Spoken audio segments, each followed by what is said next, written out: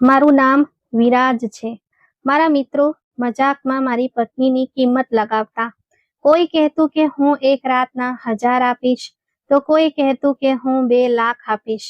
એક દિવસ મેં મિત્ર પાસે પૈસા ઉધાર માંગ્યા તો તેણે ફરી એ જ વાત કરી. મેં મિત્રોને બોલાવીને થોડા પૈસા ખાતર પત્નીને તેમના હવાલે કરી દીધી.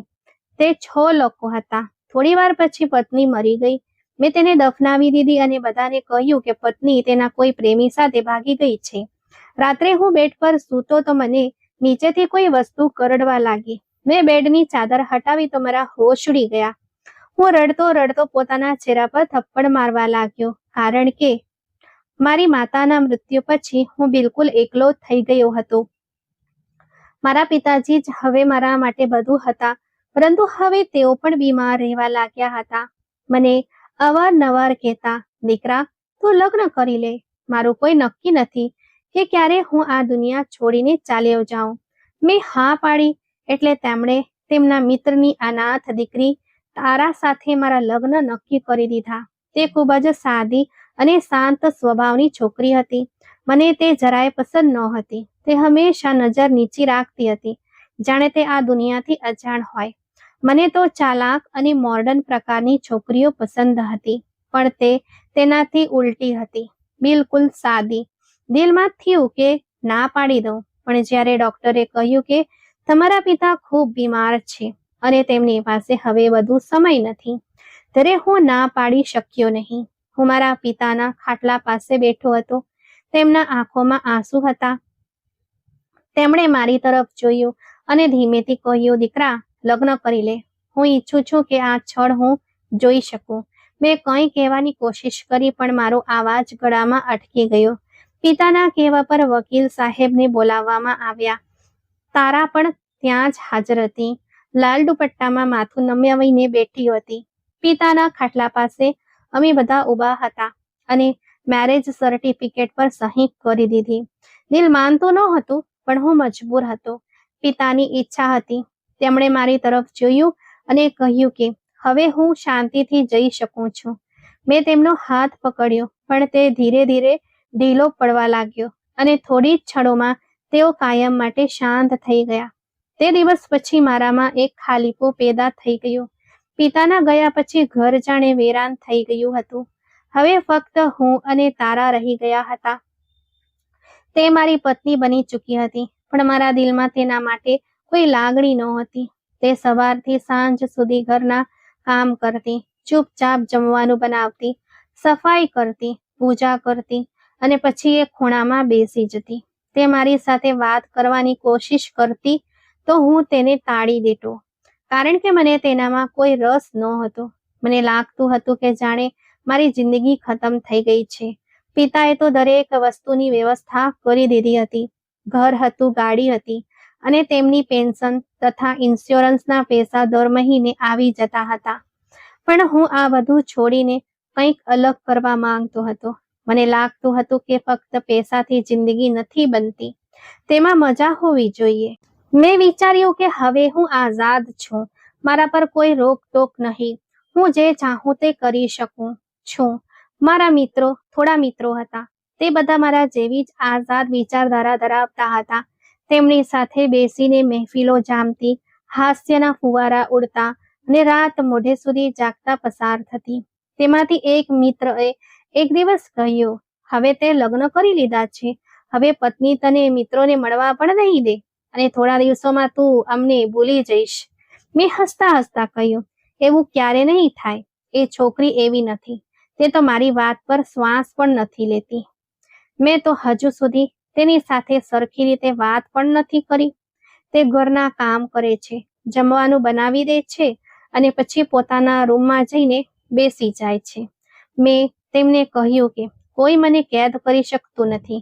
હું તો હમણાં જ આઝાદ થયો છું. પિતાજી જીવતા હતા ત્યાં સુધી હું તેમના હુકમોમાં બંધાયેલો હતો. હવે ના તે છે કે ના કોઈ રોકવા વાળું. હવે તો હું એ બધું જ કરીશ જે મારું મન હંમેશા ઈચ્છતું હતું. જિંદગીને પોતાની રીતે જીવવાનો સમય આવી ગયો છે. આ કહેતી વખતે મારા દિલમાં એક અજાણી ખુશી હતી. મને ખબર નહોતી કે આવનારા દિવસો મારી વિચારધારાને બદલી નાખશે, પણ તે સમયે હું ફક્ત મારી આઝાદીની ઉજવણી કરી રહ્યો હતો. જે રીતે અમારા લગ્ન થયા હતા એવું વાતાવરણ જ નહોતું કે કોઈ એમ કહે કે આજે તમારી સુહાગરાત છે, લાઇટોથી ભરેલો રૂમ હોય, સુગંધ ફેલાયેલી હોય, એવું કંઈ જ નહોતું. બસ હોસ્પિટલની સફેદ દિવાલો હતી, પિતાનું નિષ્પ્રાણ અસ્તિત્વ હતું અને વકીલ સાહેબના શબ્દો ગુંજી રહ્યા હતા. લગ્ન વખતે મેં ના તો તારાને સરખી રીતે જોઈ હતી, ના તાણે મારી તરફ નજર ઊંચી કરી હતી. બસ એક શાંત વિધિ પૂરી થઈ હતી. પિતાએ આંખો બંધ કરી અને થોડી વારમાં તેઓ દુનિયા છોડી ગયા. તે પછી તે મારા ઘરે આવી ગઈ અને હવે આ વાતને પૂરો 2 મહિનો વીતી ચૂક્યો હતો. મેં ક્યારેય એ વિચારવાની તસ્દી ન લીધી કે તે ક્યાં ઊંઘે છે, ક્યાં બેસે છે, કે કઈ હાલતમાં છે. હું તો હંમેશા મારા રૂમમાં જ સૂતો હતો અને તે પોતાની જાતમાં જ ખોવાયેલી રહેતી. તાણે પણ ક્યારે મારી પાસે આવીને એવું ન કહ્યું કે હું તમારી પત્ની છું કે તમારી સાથે રહેવા માંગુ છું. ના તેણે કોઈ ફરિયાદ કરી, ના કોઈ સવાલ કર્યો. પણ એવો ન હતો કે હું કોઈ ઘરગથ્થુ બાબત કે સંબંધમાં ગૂંચવાઉં. મારા દિલમાં તેના માટે ન કોઈ ચાહત હતી, ન કોઈ અહેસાસ. હું બસ મારી મરજીની જિંદગી જીવવા માંગતો હતો. મેં મારા મિત્રોને પણ કહી દીધું હતું કે તે ઘરમાં છે, પણ મારે તેની સાથે કોઈ લેવા દેવા નથી. તે બસ જમવાનું બનાવી દે છે અને ઘરના કામ કરી લે છે. બસ આટલો સંબંધ છે મારો તેની સાથે. જ્યારે પણ મિત્રો આવતા હું તેની પાસે બધા માટે જમવાનું બનાવતો. ક્યારેક બિરયાની, ક્યારેક મટર પનીર, તો ક્યારેક કોરમા. દર 10-15 મિનિટે હું કોઈને કોઈ કામ ચીંધી દેતો કે ચા બનાવી દે, શાક ગરમ કરી દે કે પાણી લઈ આવ, અને તે શાંતિથી બધું જ કરી દેતી. તેના ચહેરા પર મેં ક્યારેય નારાજગી જોઈ નથી, ના તેણે કોઈ વાત કહી, જાણે તેની જીભ જ બંધ થઈ ગઈ હોય. તે બસ મારો હુકમ સાંભળતી અને પૂરો કરતી રહી. એક દિવસ એવું બન્યું કે હું મારા મિત્રો સાથે બેઠો હતો. અમે બધા હસી મજાક કરી રહ્યા હતા. તે દરમિયાન તે રસોડામાં ચા બનાવી રહી હતી. મેં તેનો અવાજ સાંભળ્યો નહીં. તે કદાચ વારંવાર અવાજ આપી રહી હતી કે ચા બની ગઈ છે, આવીને લઈ જાઓ, પરંતુ હું મારા મિત્રોના અવાજમાં સાંભળી જ ન શક્યો. થોડી વાર પછી તે પોતે જ ચા લઈને અંદર આવી ગઈ. હંમેશાની જેમ તે શાંત હતી. તેણે ટ્રે ટેબલ પર મૂકી અને પછી પાછી વળવા લાગી. મારા મિત્રોની નજર તેના પર અટકી ગઈ. તે સાદા કપડામાં હતી, માથે દુપટ્ટો હતો, ચહેરા પર શરમ અને શાંતિ હતી. તેના ગયા પછી રૂમમાં એક ક્ષણ માટે સન્નાટો છવાઈ ગયો. પછી એક મિત્ર બોલ્યો, તારી પત્ની તો જોવામાં ખરાબ નથી. મેં હસતા હસતા કહ્યું કે હા, જોવામાં ખરાબ નથી, પણ બસ અભણ છે. ગામડાની સાદી સ્ત્રી છે. મને આવી સ્ત્રીઓ જરાય ગમતી નથી. મને લાગે છે કે એમની સાથે જિંદગીની રોનક ખતમ થઈ જાય છે. તે કંઈક બોલતી જ નથી. મેં આ વાત જરા રૂખાપણાથી કહી તો મારા એક મિત્રે હસતા હસતા કહ્યું, જો તને સારી નથી લાગતી તો અમને આપી દે. મેં ચોંકીને કહ્યું, શું મતલબ આપી દઉં? શું કોઈ વસ્તુ છે કે ઉપાડીને આપી દઉં? તે બધા હસવા લાગ્યા, પણ તેમના હાસ્યમાં એક અજીબ મતલબ છુપાયેલો હતો. એક બોલ્યો, અરે અમે મજાક નથી કરી રહ્યા. એક રાત માટે જ આપી દે, બદલામાં તારે જેટલા જોઈએ એટલા પૈસા લઈ લે. હું ક્ષણભર માટે તેમની વાત સાંભળીને શાંત થઈ ગયો. મને તેમની વાત ખરાબ પણ લાગી અને ન પણ લાગી.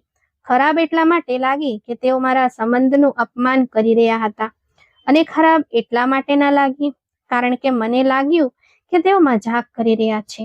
તેમના લહેકામાં મજાકનો અંદાજ હતો, પણ પછી તેઓ વારંવાર એ જ વાત કહેવા લાગ્યા.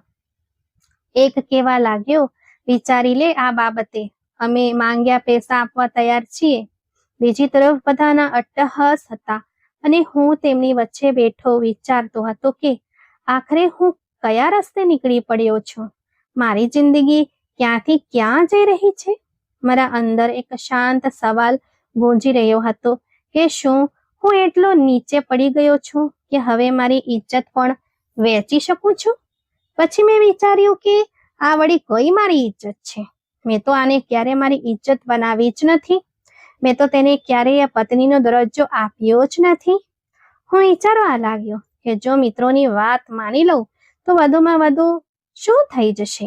આ છોકરીની આગળ પાછળ તો કોઈ હતું નહીં, ના કોઈ મા બાપ, ના કોઈ ભાઈ જે સવાલ કરે કે તે ક્યાં ગઈ હતી કે કોની સાથે હતી. તે તો બસ મારા ઘરમાં એક પડછાયાની જેમ રહેતી હતી. જમવાનું બનાવતી, વાસણ ધોતી અને પછી શાંતિથી પોતાના રૂમમાં જતી રહેતી.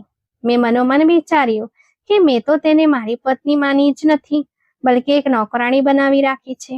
તેનું અસ્તિત્વ મારા માટે બસ એટલું જ હતું કે તે મારા હુકમ પર કામ કરે અને મારા મિત્રો સામે મારો વટ કાયમ રાખે. મારા મગજમાં સંપત્તિની લાલચે એવી જાળ બિછાવી દીધી હતી જેમાં મારી બુદ્ધિ ફસાઈ ગઈ હતી. હું મારી જાતને કહેવા લાગ્યો કે જ્યારે હું આટલા પૈસા ખર્ચી રહ્યો છું તો કોઈને કોઈ રીતે તો એ પૂરા કરવા પડશે ને. પિતાની પેન્શન અને વીમાના પૈસાથી તમારો ખર્ચ લાંબો સમય ચાલી શકે તેમ નહોતું.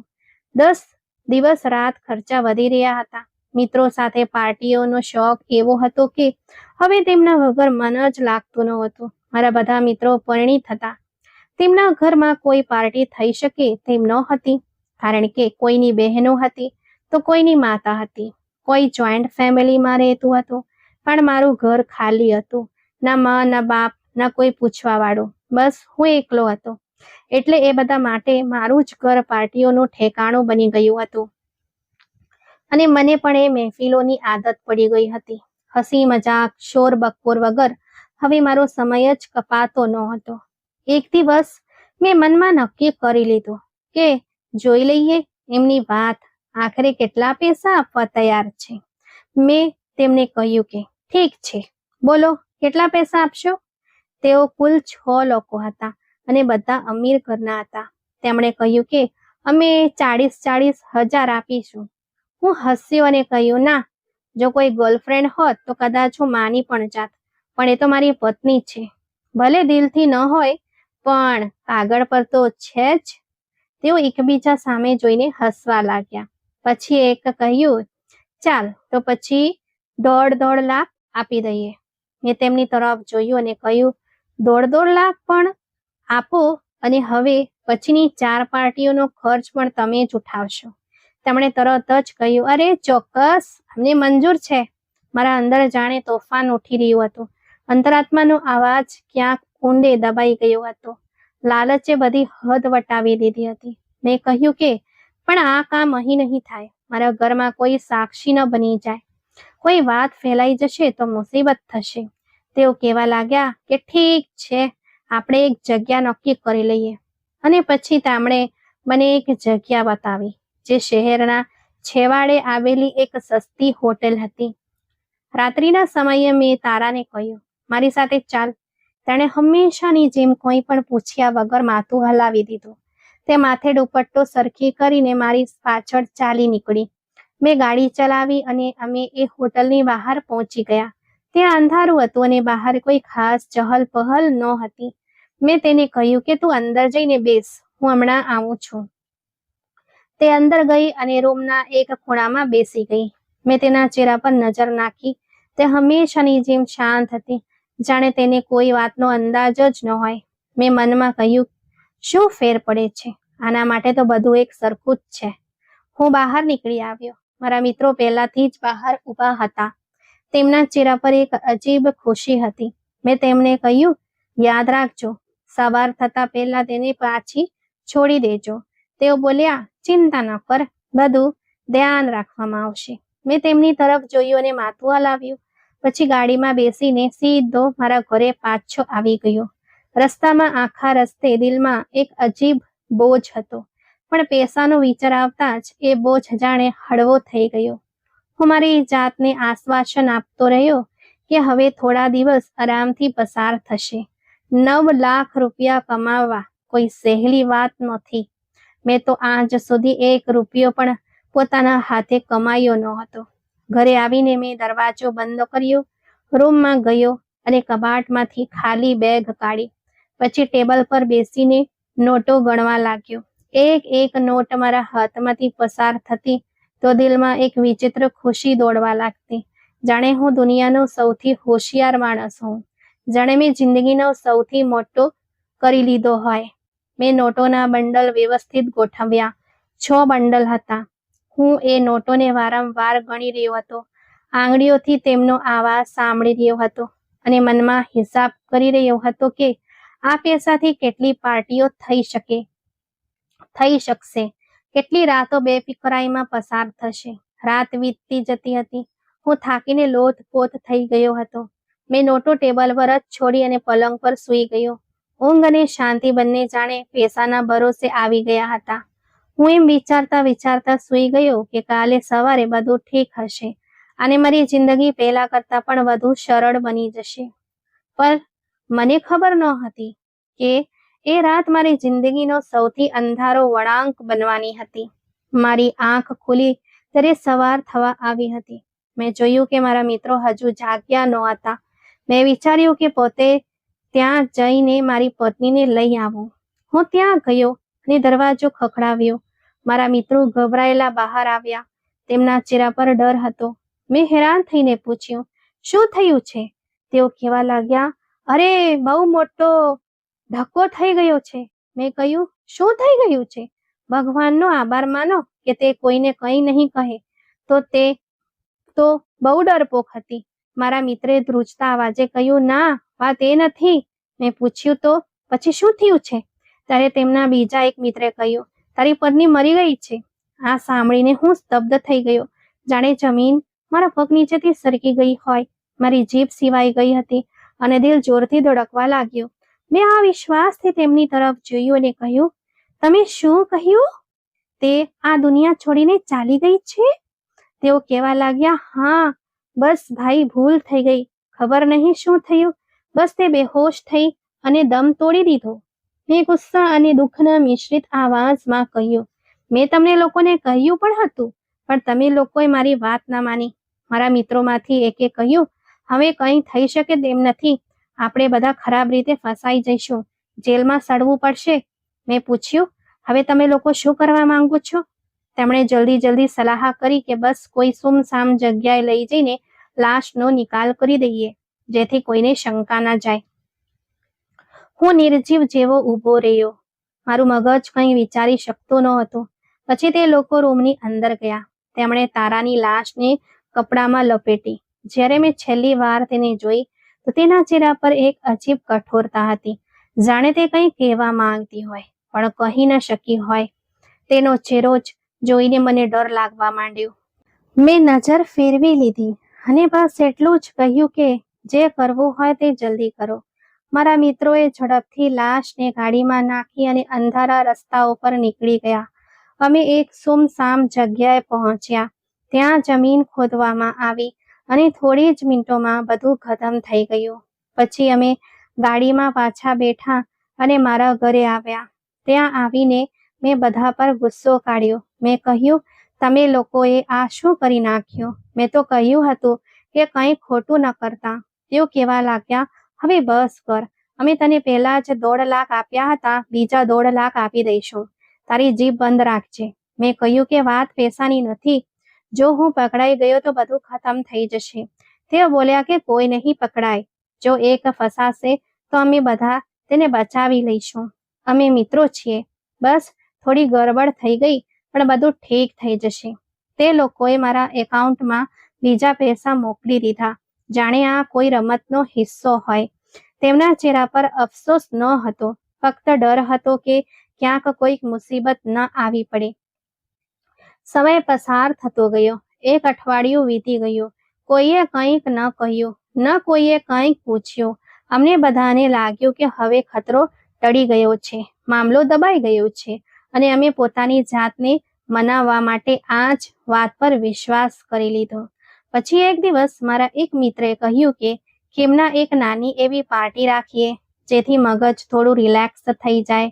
બધાએ હા પાડી અને નક્કી થયું કે પાર્ટી મારા ઘરે જ થશે. જાણે કંઈક થયું જ ન હોય, જાણે કોઈએ કોઈનો જીવ ન લીધો હોય, જાણે કોઈનો અંતરાત્મા ઊંઘી ગયો હોય. અમે બિલકુલ ભૂલી ચૂક્યા હતા કે માત્ર 1 અઠવાડિયા પહેલા શું બન્યું હતું. ઘરે બધો સામાન મંગાવીને અમે પાર્ટીની તૈયારીઓ શરૂ કરી દીધી.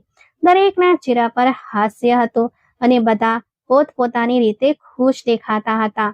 કોઈને એ અહેસાસ નહોતો કે અમે એક માણસને દુનિયામાંથી વિદાય કર્યો છે, બલકે એવું લાગતું હતું જાણે અમે કોઈ સફળતાની ઉજવણી કરવાના હોઈએ. હું પોતે પણ એ બધાની સાથે બેઠો હતો, પણ દિલના કોઈ ખૂણે એક ઝાંખું વિચાર આવ્યું કે જો તારા જીવતી હોત તો બધા માટે કંઈક ને કંઈક ખાસ જરૂર બનાવત. તે હંમેશા ઈચ્છતી હતી કે ઘરમાં ખુશી હોય, તે બધા માટે પોતાના હાથે કંઈક ને કંઈક રાંધોત. પરંતુ આ વિચાર એક ક્ષણ માટે આવ્યો અને પછી ગાયબ થઈ ગયો, જાણે મારી યાદશક્તિએ પણ તારાને ભૂલાવી દીધી હોય. પાર્ટી શરૂ થઈ. બધા ખાવા પીવામાં મશગુલ હતા. હસી મજાક ચાલતી હતી. શોર બકોર ગૂંજતો હતો. તે દરમિયાન મારા એક મિત્ર બાદલનો મોબાઈલ રડક્યો. તે ફોન લઈને બહાર ગયો. કહેવા લાગ્યો કે સિગ્નલ નથી આવતા, થોડી વારમાં આવું છું. અમે બધા અમારી વાતોમાં વ્યસ્ત રહ્યા. સમય પસાર થતો ગયો, પણ બાદલ પાછો ન આવ્યો. પછી અમને બહારથી કોઈ અજીબ આવાજ સંભળાયો, જાણે કોઈએ જોરથી જમીન પર કંઈક ફેંક્યું હોય. અમે બહુ ધ્યાન ના આપ્યું. અમને લાગ્યું કે કદાચ કોઈ પસાર થતું હશે અથવા કોઈ પ્રાણી ભાગ્યું હશે. પરંતુ જ્યારે બાદલ ઘણી વાર સુધી પાછો ન આવ્યો તો બીજો મિત્ર ઊભો થયો અને બોલ્યો, હું જોઈ આવું છું કે તે ક્યાં રહી ગયો. તે બહાર ગયો અને થોડી જ ક્ષણોમાં તેની ચીસ પાડવાનો અવાજ આવ્યો. અમે બધા ગભરાઈને બહાર દોડ્યા અને જે દૃશ્ય અમારી સામે હતું તે જોઈને અમારા ડગલા લથડવા લાગ્યા. બાદલ જમીન પર પડેલો હતો. તેની આંખો ખુલ્લી હતી. શરીર અકળ થઈ ગયું હતું. ચહેરા પર ડર થીજી ગયો હતો. એવું લાગતું હતું જાણે તેને પોતાના મૃત્યુને સામેથી જોયું હોય. તેના ગળા પર નિશાન હતા, જાણે કોઈએ હાથી દબાવ્યું હોય અથવા કોઈ સખત વસ્તુ લપેટી હોય. અમારા બધાના ચહેરા ફીકા પડી ગયા. બધા એકબીજાને જોવા લાગ્યા. કોઈક સમજી શકતું ન હતું કે આ શું થઈ ગયું. અમે તો બસ એક સામાન્ય પાર્ટી કરી રહ્યા હતા, તો અચાનક આ બધું કેવી રીતે થયું? કોણ અમારા ઘરમાં આવ્યું અને આ બધી કરીને ચાલ્યું ગયું? અને જો આવ્યું પણ હોય તો કેમ? બાદલનો કોઈની સાથે ઝઘડો ન હતો, ન કોઈ દુશ્મની. તો પછી આ કોણે કર્યું? અમે જલ્દી તેના ઘરે ફોન કર્યો. ત્યાં તો આપ ફાટી પડ્યું હોય તેવી સ્થિતિ સર્જાઈ. બાદલના મા બાપ રડવા લાગ્યા. તેના ભાઈ બહેનો ચીસો પાડવા લાગ્યા. તેઓ બધા દોડતા અમારા ઘરે પહોંચ્યા અને પોલીસને પણ સાથે લાવ્યા. પોલીસે ઘરને ઘેરી લીધું. સવાલોનો વારો શરૂ થયો. બાદલ કયા સમયે બહાર ગયો? કેટલી વાર થઈ? આવાજ ક્યાંથી આવ્યો? તમે લોકો ક્યાં હતા? બધાના નિવેદનો અલગ અલગ હતા અને પોલીસવાળા શંકાની નજરે અમને જોઈ રહ્યા હતા. અમે બધું સાચે સાચું કહી દીધું કે અમે બસ પાર્ટી કરી રહ્યા હતા. બાદલ ફોન લઈને બહાર ગયો અને પાછો આવ્યો જ નહીં. પોલીસવાળા વારંવાર પૂછતા રહ્યા કે ક્યાંક તમારા લોકોમાં કોઈ વાતનો ઝઘડો તો નહોતો થયો ને? અમે ના પાડી, પણ તેમના ચહેરા પર વિશ્વાસ નહોતો. બાદલના પિતા અમને જોઈ રહ્યા હતા, જાણે અમારી વાત પર વિશ્વાસ નહોતો કરી રહ્યા. જાણે તેમના દિલમાં બેસી ગયું હતું કે તેમના દીકરાના મોત માટે અમે જવાબદાર છીએ. બાદલના ગયા પછી અમારા બધા પર એક અજીબ છાંયડો છવાઈ ગયો હતો. પણ સમય પસાર થતો ગયો. 3 અઠવાડિયા વીતી ગયા. પોલીસની તપાસ ધીમી પડી ગઈ અને અમે ફરી પોતાની જાતને ખાતરી આપવા માંડી કે કદાચ આ બધું એક અકસ્માત હતો. પરંતુ નસીબ જાણે અમારો પીછો છોડતું ન હતું. 3 અઠવાડિયા પછી એક દિવસ એ જ બધા મિત્રો ફરી મારા ઘરે આવ્યા. અમે બધા શાંત બેઠા હતા. કોઈ ખાસ વાત નહોતું કરતું. બસ ક્યારેક કોઈ એક વાક્ય બોલી દેતું કે આ બધું કેવી રીતે થઈ ગયું. જ્યારે બાદલ તો ક્યારેય કોઈની સાથે લડતો પણ ન હતો. અચાનક અમારા એક મિત્રે કહ્યું કે હું જરા વોશરૂમ જાઉં છું. તે અંદર ગયો અને ઘણી વાર સુધી પાછો ન આવ્યો. અમે બૂમ પાડી, પણ કોઈ જવાબ ન મળ્યો. પછી દરવાજો ખખડાવ્યો, તો પણ કોઈ જવાબ ન આવ્યો. આખરે અમે દરવાજો તોડી નાખ્યો અને જે દૃશ્ય જોયું તે અવિશ્વસનીય હતું. અમારો મિત્ર ફ્લોર પર પડેલો હતો. નળમાંથી પાણી હજી વહી રહ્યું હતું, પણ તે નહાવા ગયો જ ન હતો. તેના કપડાં તેવા જ હતા જેવા પહેરીને તે બેઠો હતો, પણ તે હવે આ દુનિયામાં રહ્યો ન હતો. એવું લાગતું હતું જાણે કોઈએ તેના મોઢા પર હાથ રાખી અને તેના શ્વાસ રૂંધાઈ ગયા હોય, અથવા કોઈ તાકાતે અંદરની અંદર તેનો શ્વાસ રોકી દીધો હોય. તેના ચહેરા પર એવો જ ડર હતો જેવો બાદલના ચહેરા પર હતો. ફરી એ જ હોબાળો મચી ગયો. પોલીસ બોલાવવામાં આવી, નિવેદનો લેવાયા, સવાલો પૂછવામાં આવ્યા.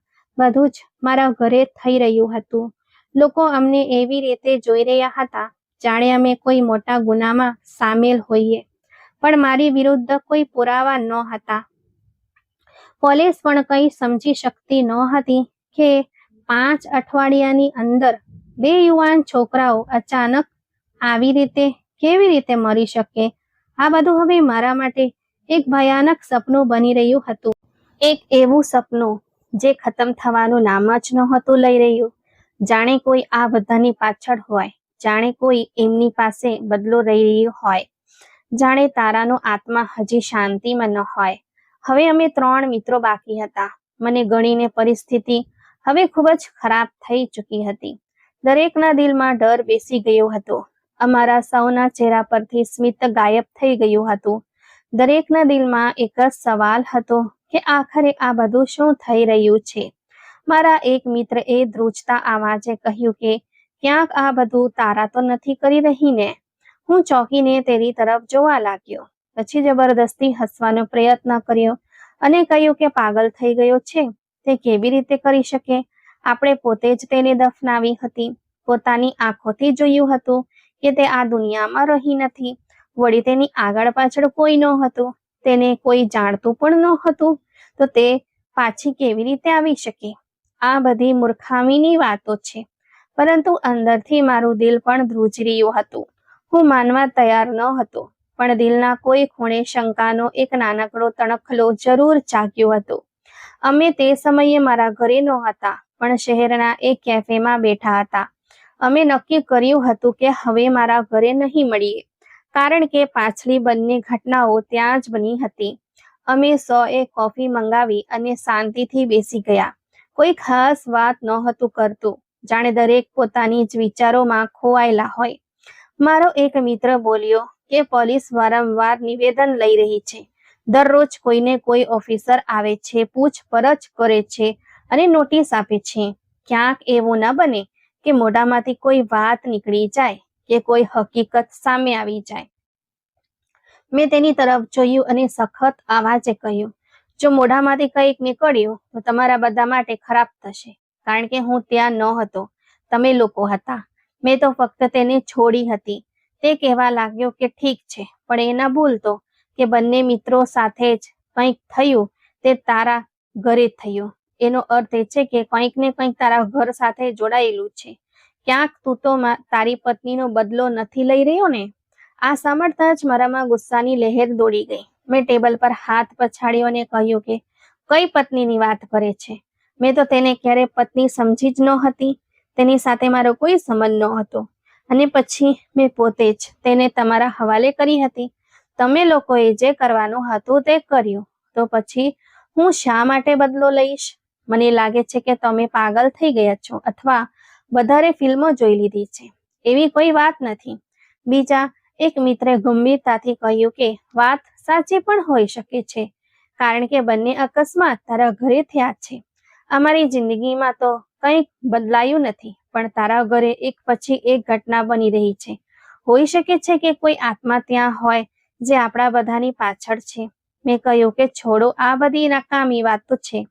તારા મરી ચૂકી છે, તેની કબર મેં પોતે જોઈ હતી. હવે કંઈક થવાનું નથી. આ બધું એક અકસ્માત છે. આપણે બસ કમનસીબ છીએ. તે દરમિયાન વેટરે આવીને અમારી સામે કોફીના કપ રાખ્યા. સામે અમે 100 શાંતિથી કોફી ઉઠાવી, પણ જેવો પેલો ઘૂંટ ભર્યો, વાતાવરણમાં એક વિચિત્ર શાંતિ છવાઈ ગઈ. બધા ચૂપ થઈ ગયા. બસ હળવો અવાજ આવી રહ્યો હતો.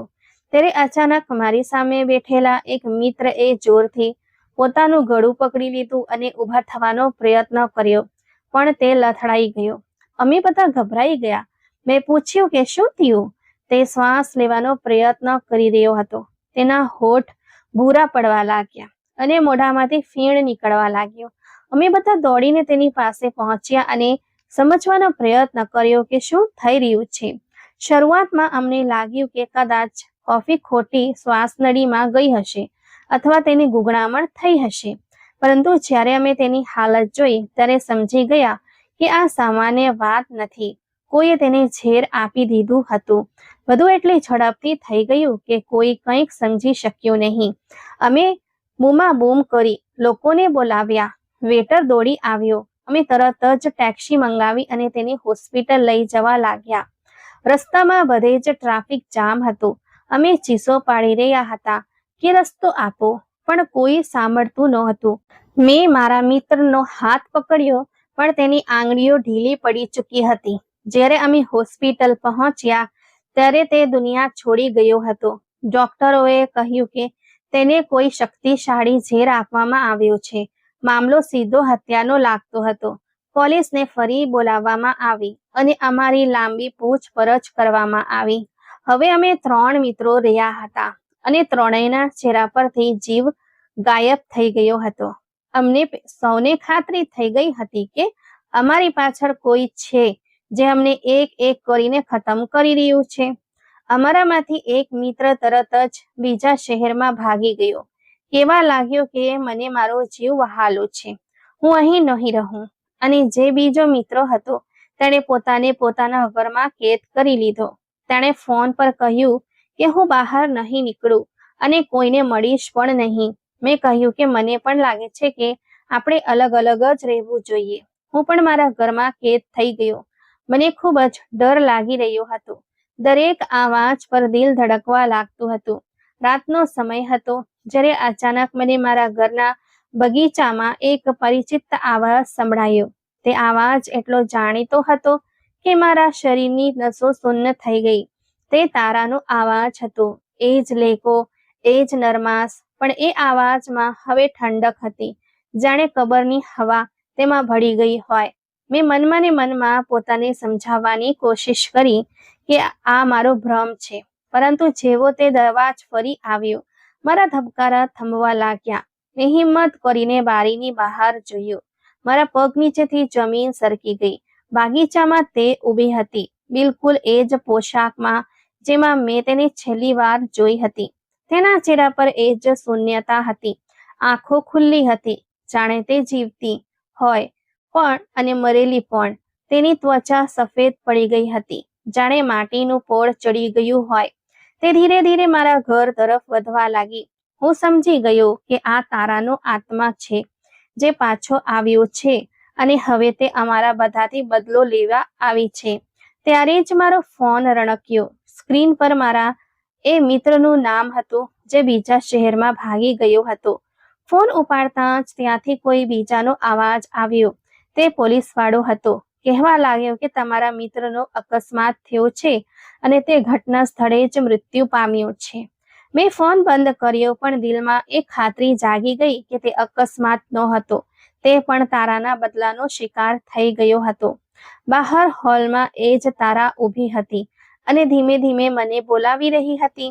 હું એટલો ડરી ગયો હતો કે બોલવાની હિંમત નહોતી. મારી જીભ જાણે પથ્થર બની ગઈ હતી. મારા શરીર ધ્રુજવા લાગ્યું. હું ફક્ત એક જ વાત વિચારી રહ્યો હતો કે હવે પછીનો વારો મારો છે. મેં ઘરના બધા દરવાજા બંધ કરી દીધા હતા. હું ડરના માર્યા તાળા ચેક કરી રહ્યો હતો કે ક્યાંક કોઈ દરવાજો ખુલ્લો ન રહી જાય. જ્યારે હું પાછળ હટ્યો તો મારી આંખો ફાટેલી રહી ગઈ. તારા મારા ઘરની અંદર ઊભી હતી. તે બિલકુલ શાંત હતી અને મને તાકી રહી હતી. મારા હાથ ધ્રુજવા લાગ્યા, દિલ જોરથી ધબકવા લાગ્યું અને હું ત્યાં જ બેભાન થઈને પડી ગયો. જ્યારે મારી આંખ ખુલી ત્યારે મેં પોતાને જમીન પર પડેલો જોયો. મારા માથામાં સખત દુખાવો હતો. મેં જોયું કે તારા મારી સામે બેઠી છે. તેની સાથે એક છોકરી અને એક છોકરો પણ બેઠા હતા જેમને હું ઓળખતો નહોતો. તારા બિલકુલ નોર્મલ અંદાજમાં બેઠી હતી. તેના ચહેરા પર જે ડરામણો મેકઅપ હતો તે પોતે સાફ કરી રહી હતી. તેના ચહેરા પર હળવું સ્મિત હતું, પણ આંખોમાં કડકાઈ હતી. મેં ગભરાયેલા અવાજે કહ્યું, તું જીવતી છે તારા? તારાએ શાંતિથી જવાબ આપ્યો, હા, હું જીવતી છું. પછી તેણે જણાવ્યું કે જે રાત્રે તારા મિત્રોએ મને માટીમાં દફનાવી હતી, ત્યારબાદ એક માણસ આવ્યો હતો જેણે મને કબરમાંથી બહાર કાઢી, કારણ કે હું જીવતી હતી, મારા શ્વાસ હજી બાકી હતા. તે માણસે મને હોસ્પિટલ પહોંચાડી. ડોક્ટરોએ મારી સારવાર કરી અને હું બચી ગઈ. જ્યારે હું ઠીક થઈ ત્યારે મેં કોઈને કંઈક જણાવ્યું નહીં, કારણ કે મને ડર લાગતો હતો. પરંતુ પછી મેં મારી એક સહેલી અને તેના પતિને બધું જણાવ્યું. અમે નક્કી કર્યું કે તમારા બધાથી બદલો લઈશું, જેમણે મારી સાથે આ બધું કર્યું હતું. હું આ સાંભળીને ધ્રુજવા લાગ્યો. મારી જીભ સિવાઈ ગઈ. મેં કહ્યું, તારા, મેં તો તને મારા મિત્રોના હવાલે કરી હતી. હું ત્યાં નહોતો. મેં તને કંઈ જ નથી કહ્યું. તારાએ ગુસ્સાથી કહ્યું, ત્યાં જ તો મને તેમના હવાલે કરી હતી. તે મારી ઇજ્જત ન કર્યો. હું તારી ઇજ્જત હતી, પણ તે મને વહેંચી દીધી. મેં આજીજી કરી કે મને માફ કરી દો, પણ તે માની નહીં. તેણે કહ્યું કે માફી નહીં, બદલો મળશે. પછી તેની સાથે બેઠેલા માણસે મને એક કાગળ આપ્યું. મેં જ્યારે જોયું તો તેમાં લખ્યું હતું કે હું મારા તમામ મિત્રોની બરબાદીનો જવાબદાર છું અને મેં આ બધું મારી પત્ની પર થયેલા અત્યાચારનો બદલો લેવા માટે કર્યું છે. મેં ગભરાઈને કહ્યું કે આ જૂઠ છે, હું આવું નિવેદન નહીં આપું. તારાએ કડક અવાજે કહ્યું કે જો તે આ નિવેદન નહીં આપ્યું તો તું અત્યારે જ આ દુનિયા છોડી દેશે.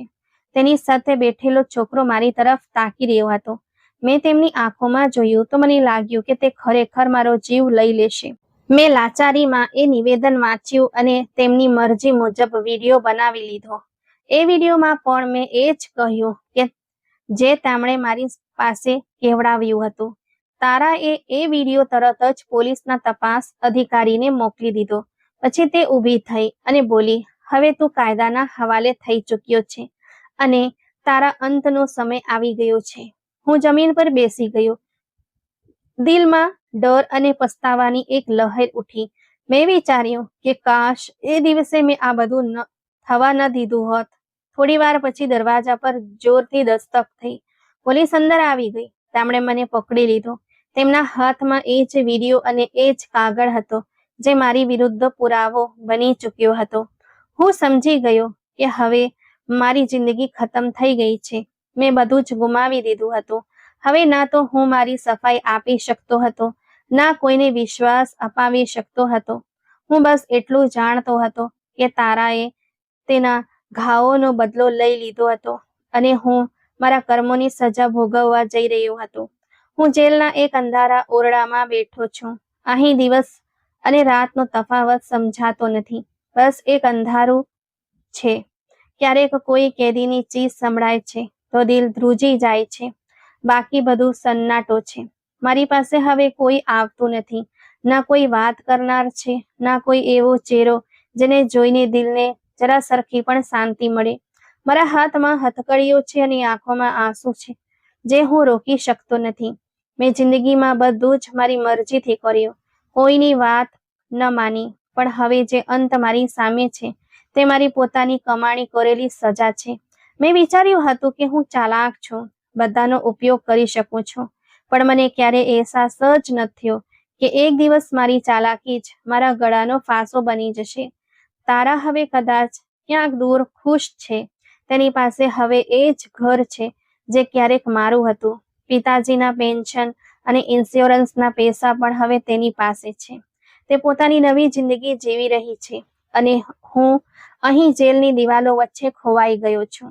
મેં વિચાર્યું હતું કે હું દુનિયાને મારા ઈશારા પર નચાવીશ, પણ આજે દુનિયા મને ભૂલી ચૂકી છે. હું ફક્ત એક નંબર બનીને રહી ગયો છું જેને રોજ ગણતરી વખતે બોલાવવામાં આવે છે. મેં જેલમાં આવ્યા પછી પહેલી રાત પણ સૂઈને પસાર નહોતી કરી. એ રાત્રે મને લાગ્યું કે મારા બધા મિત્રો મારી આસપાસ ઊભા છે. તેમના ચહેરા પર એ જ ગુસ્સો હતો જે મેં એ રાત્રે જોયો હતો જ્યારે અમે તારા સાથે અત્યાચાર કર્યો હતો. એ બધા મને પૂછી રહ્યા હતા કે હવે ખુશ છે? અમે બધા ચાલ્યા ગયા અને તું જીવતો બચી ગયો. પણ હવે જો તને પણ એ જ અંત મળ્યો. હું ચીસ પાડવા માંગતો હતો પણ મારો અવાજ નીકળતો ન હતો. અહીંના કેદીઓ પણ મારાથી દૂર રહે છે. કદાચ તેમને પણ મારી અંદરની બુરાઈનો અહેસાસ થાય છે. જેલની જિંદગીએ મને ઘણું બધું શીખવી દીધું છે. અહીં સમય રોકાતો નથી, બસ ચાલ્યા કરે છે. પણ એ ચાલતા સમયમાં માણસ ધીરે ધીરે ખતમ થઈ જાય છે. અહીંની રોટલી સ્વાદ વગરની છે, પાણી કડવું છે, પણ એનાથી પણ વધુ કડવો એ અહેસાસ છે જે દિલની અંદર બેસી ગયો છે.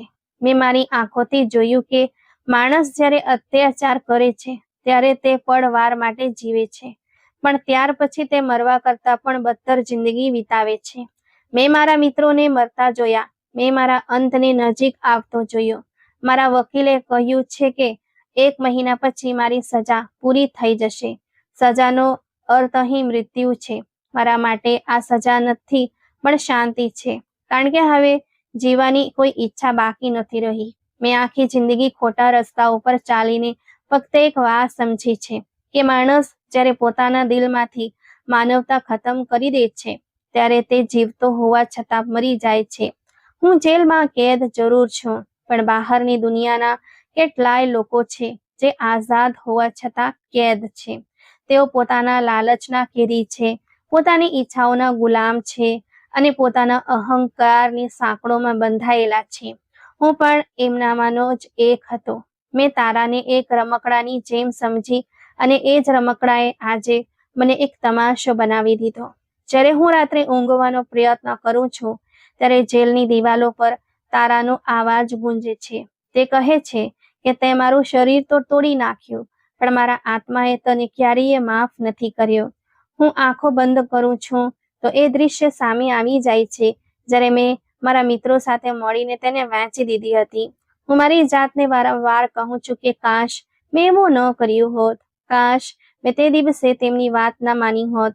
પણ સમય કોઈની રાહ નથી જોતો.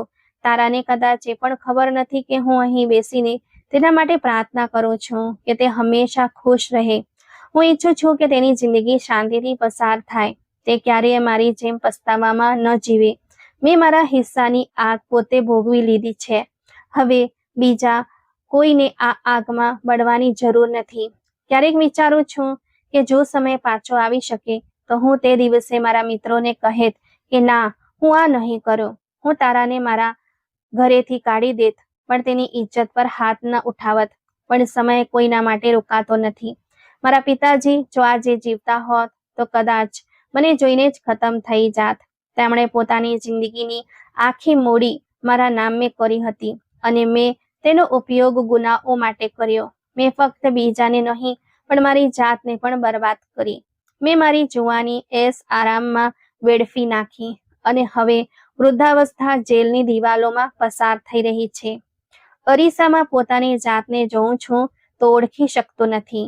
મારો ચહેરો ગરડો થઈ ગયો છે, આંખોમાં રોશની રહી નથી, શરીર નબળું પડી ગયું છે, પણ દિલમાં જે બોજ છે તે દરરોજ વધતો જાય છે. હવે હું અવારનવાર વિચારું છું કે જો મારી વાર્તા કોઈ બીજું સાંભળી લે તો કદાચ તે પોતાની જિંદગી બદલી નાખે. હું આ વાર્તા એટલા માટે લખી રહ્યો છું કે કોઈ મારા જેવા અંત સુધી ન પહોંચે. દુનિયામાં ઇજ્જત સૌથી કિંમતી વસ્તુ છે. એક પળની ભૂલ આખી જિંદગી બરબાદ કરી દે છે. જો કોઈ આ વાર્તા વાંચી રહ્યું હોય તો હું તેને એ જ કહેવા માંગુ છું કે દુનિયાની લાલચમાં ક્યારેય કોઈનું દિલ ન તોડતા, ક્યારેય કોઈ નબળા પર અત્યાચાર ન કરતા, કારણ કે તેનો બદલો ક્યારેક ને ક્યારેક તમને જરૂર મળે છે, ચાહે જિંદગીમાં અથવા મૃત્યુ પછી. હું તમારી સામે એક ઉદાહરણ છું. મેં બધું જ ગુમાવી દીધું છે. ઇજ્જત, દોલત, ઘર, મિત્રો, બધું ખતમ થઈ ગયું છે. હવે ફક્ત પસ્તાવો જ બાકી રહ્યો છે. હું આ લખાણ એટલા માટે લખી રહ્યો છું કે તમે બધા એ જાણી લો કે માણસની સૌથી મોટી તાકાત તેની ભલાઈ છે. જો તે ભલાઈ છોડી દે તો કંઈ જ બાકી રહેતું નથી, પછી તે ગમે તેટલો અમીર કેમ ન હોય.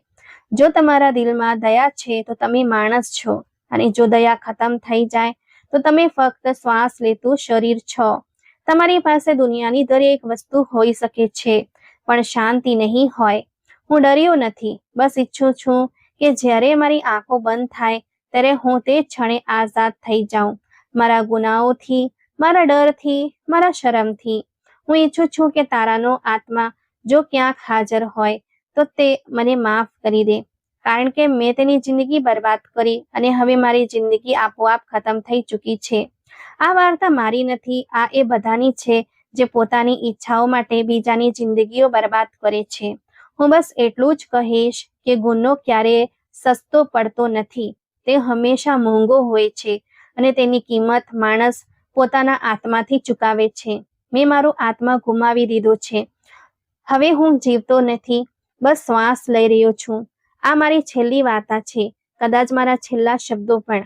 અને જો કોઈ આ શબ્દો વાંચી રહ્યું હોય તો તે સમજી લે કે આ શબ્દો એક એવા માણસના છે જે બધું જ મેળવીને બધું જ હારી ગયો અને હવે ફક્ત પોતાના અંતની રાહ જોઈ રહ્યો છે.